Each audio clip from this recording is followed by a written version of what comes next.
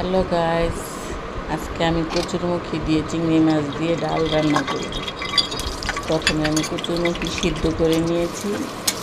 এখানে আমি তেল, লবণ, পেঁয়াজ মরিচ ভেজে নিয়েছি। এখন আমি আদা রসুন বাটা দিয়ে দিলাম, একটু লাড়াচাড়া করে একটু ভেজে তারপরে আমি এখানে চিংড়ি মাছ দিয়ে দেবো। চিংড়ি মাছটাকে একটু হালকা ভেজে নেব।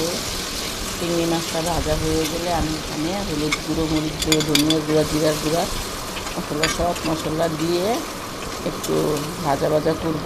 তারপর এখানে একটু পানি দেব, পানি দিয়ে কষাবো। মাছটাকে একটু কষাই নেব ভালোভাবে, পানি দিয়ে ভালোভাবে কষায়ে এখন আমি কচুরমুখী চটকায় রেখেছিলাম, এই কচুরমুখীগুলো ভর্তা করে রেখেছিলাম, এইগুলো আমি দিয়ে দিলাম। দিয়ে কিছুক্ষণ কষায় নিয়েছি। এখন আমি পানি দিয়ে দিলাম।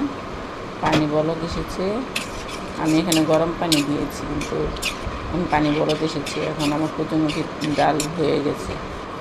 আমি এখানে ধনিয়া পাতা দিব। ধনিয়া পাতা দিয়ে আমি এটা নামিয়ে নেব।